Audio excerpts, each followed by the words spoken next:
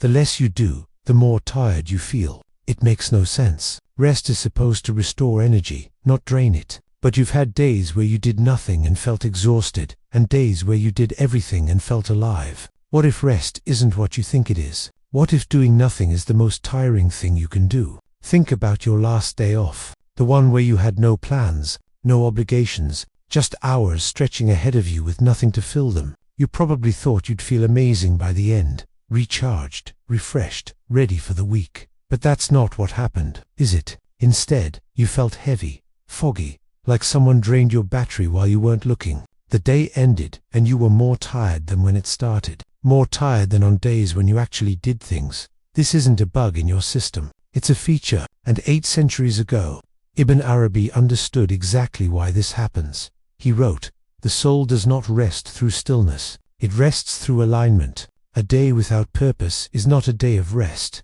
It is a day of slow death." Slow death. That sounds dramatic. But think about how you feel after a truly empty day. Doesn't it feel a little like dying? Like something vital leaked out of you? Like you're less than you were before? That's because you are less, not physically, but energetically, spiritually. Something in you needs more than rest. It needs meaning. And when you give it nothing, it starts to consume itself. Here's what's actually happening when you do nothing. Your mind doesn't stop. You might be lying on the couch, but your brain is running at full speed. It's worrying about things you're not doing. It's replaying conversations from last week. It's imagining problems that don't exist yet. It's scrolling through mental tabs that never close.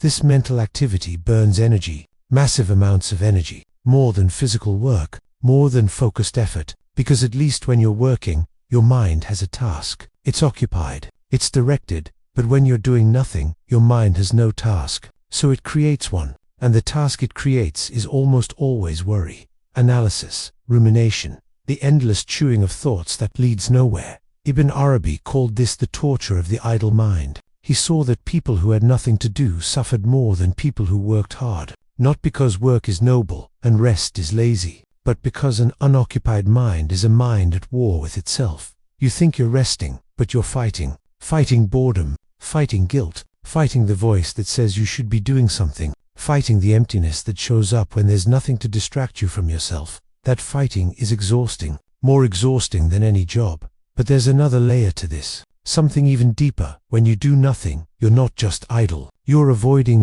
and avoidance has a price. Think about what you're not doing on those empty days. The project you've been postponing, the conversation you've been dreading, the decision you've been delaying, the truth you've been avoiding. These things don't disappear when you ignore them. They wait. They hover at the edge of your consciousness, demanding attention you refuse to give. And that refusal costs energy, constant, draining, invisible energy. Ibn Arabi wrote, "The weight of what we avoid is heavier than the burden of what we carry." You're carrying your avoidance. Every task undone, every conversation unspoken, every decision unmade. They're all on your back, even when you're lying down. Especially when you're lying down, because that's when there's nothing else to distract you from their weight. This is why you feel drained after doing nothing. You weren't doing nothing. You were carrying everything. Without the distraction of activity, the weight became unbearable. So what's the solution? Just stay busy forever. Never rest. No, the solution is to understand what real rest actually is. Real rest isn't the absence of activity. It's the presence of alignment. When you're aligned with yourself, with your purpose, with what matters to you, everything feels lighter. Work feels restful. Effort feels energizing. You can do for hours and feel more alive at the end than at the beginning. But when you're misaligned, even lying down feels like labor. Rest becomes work. Relaxation becomes exhaustion. Your body is still, but your soul is struggling. Ibn Arabi taught that humans need 3 types of rest, and most people only get one. The first type is physical rest. This is what you think of when you think of rest. Lying down, sleeping, not moving. Your body recovers from physical exertion. The second type is mental rest. This is when your mind gets a break from problem solving, analyzing, planning. It happens during meditation, during flow states, during activities that absorb you completely. The third type is soul rest. This is the deepest kind. It happens when you're living in alignment with your values, when your actions match your beliefs, when you're not betraying yourself in small ways throughout the day. Most people only pursue physical rest. They lie down and expect everything to recover, but their minds are still racing. Their souls are still struggling, so they wake up tired, despite 8 hours of sleep. They end their day off exhausted, despite doing nothing. You can't rest your way out of misalignment. You can't sleep your way out of avoidance. You can't do nothing hard enough to feel something. The path to real rest is through engagement, not escape. Here's what this looks like practically. Instead of doing nothing, do something that aligns with you, not work, not obligation. Something that feels like you, something that absorbs you, something that makes time disappear. For some people, it's creating, drawing, writing, building, making something with their hands. For others, it's moving, walking in nature, dancing, stretching, feeling their body come alive. For others, it's connecting, deep conversation with someone who matters, presence with people they love, feeling seen and understood. None of these are passive. None of them are doing nothing, but all of them are restful, because they align you with yourself. They feed the parts of you that emptiness starves. Ibn Arabi wrote, "The soul is not restored by absence, it is restored by presence." Presence with yourself, presence with others, presence with what you love. Presence is the key. When you're truly present, you're not carrying the weight of avoidance. You're not fighting the torture of the idle mind. You're here now, fully engaged with this moment. That presence is more restful than 1,000 empty hours. It fills you up instead of draining you out. But there's one more piece to this puzzle, the hardest piece. Sometimes doing nothing feels exhausting because it forces you to confront yourself. And yourself is someone you've been running from. When there's nothing to do, nowhere to go, nothing to scroll or watch or consume, you're left alone with your own company. And for many people, that company is uncomfortable, painful, unbearable. The emptiness of doing nothing reveals the emptiness inside, the void you've been filling with activity and distraction, the questions you've been avoiding, the feelings you've been suppressing. This is why people fear boredom more than almost anything, because boredom is a door, and on the other side of that door is everything they've been hiding from. Ibn Arabi saw this clearly. He watched people exhaust themselves with busyness, not because they had so much to do, but because they couldn't bear to stop. Stopping meant feeling. Feeling meant confronting, and confronting was too terrifying. But here's what he also saw. The people who walked through that door, who sat with the discomfort, who let themselves feel the emptiness, they found something on the other side. Peace, real peace, the kind that doesn't depend on distraction. They found that the void wasn't actually empty. It was full of themselves, full of feelings that needed feeling, thoughts that needed thinking, truths that needed acknowledging. And once they acknowledged these things, they didn't need to run anymore. They could rest, really rest, for the first time in their lives.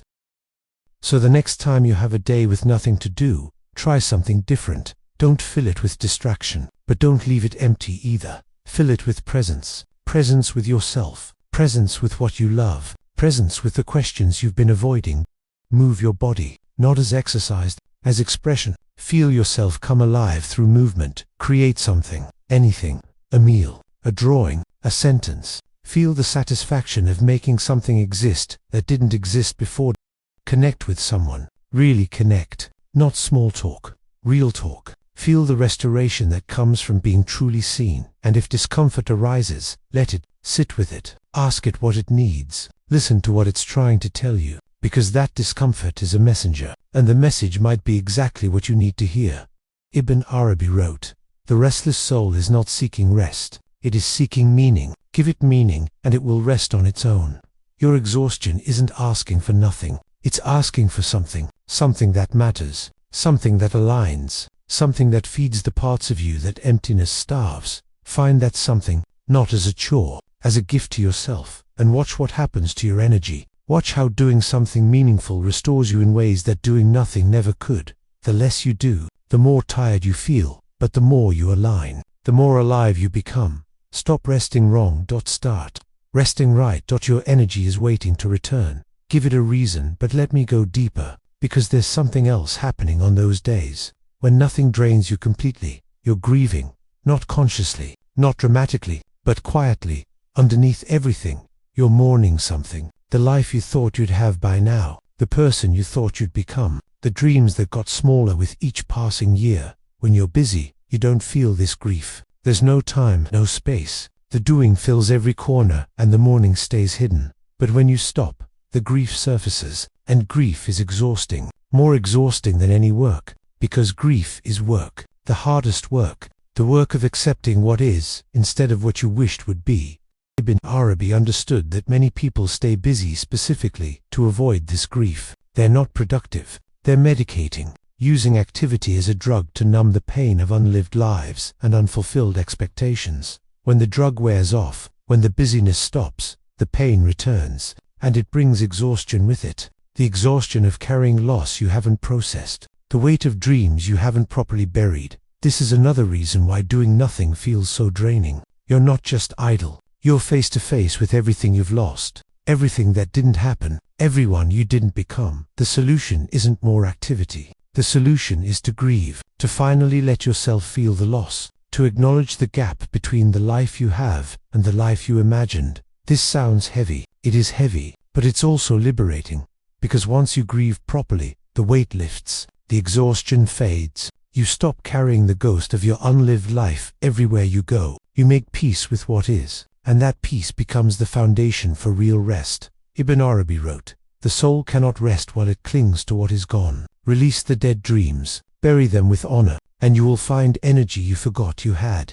What dead dreams are you carrying? What expectations have you refused to release? What version of your life are you still mourning, years after it became impossible? These are heavy questions, but they might be the reason you're so tired. Not the couch, not the nothing, but the everything you're refusing to feel. Here's another layer. The guilt. When you do nothing, you feel guilty, and guilt is one of the most exhausting emotions. It's a constant drain, running in the background, telling you you're wrong for resting, wrong for not producing, wrong for existing without output.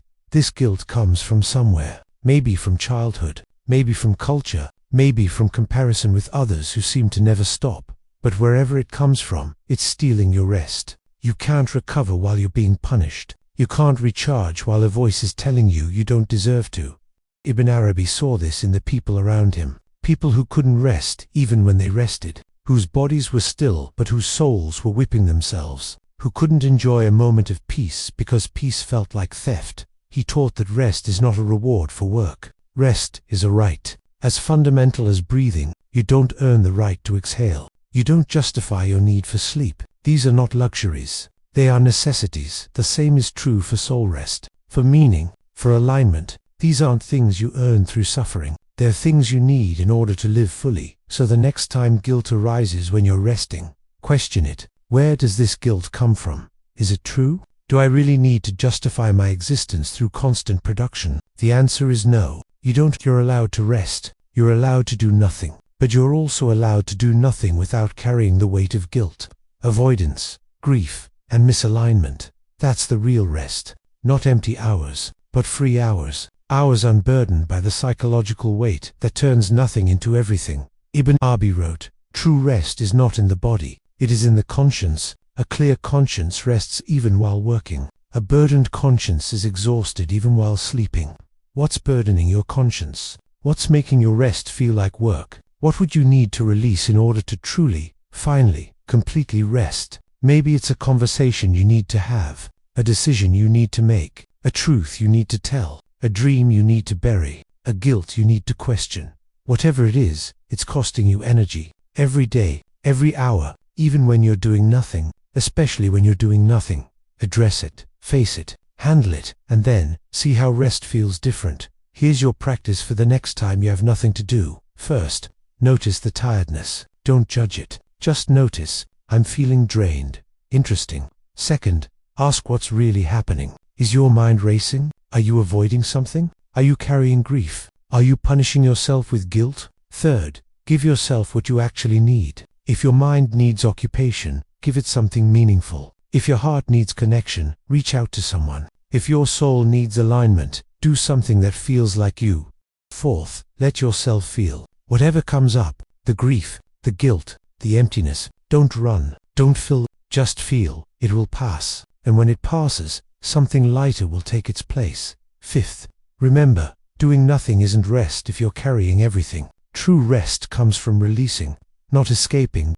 Ibn Arabi found this truth after years of watching people exhaust themselves in both activity and idleness. He saw that the answer wasn't more doing or more nothing. It was more alignment, more presence, more honesty with oneself. That's available to you too. Not someday, now. The next time you have an empty day and feel it draining you, don't fill it with distraction. Don't leave it empty either. Fill it with yourself, with what you love, with what you've been avoiding, with the presence that makes time disappear. That's the secret to energy. Not rest as you've been practicing it, but rest as Ibn Arabi understood it. Alignment, presence, release. Do nothing differently, and finally feel something.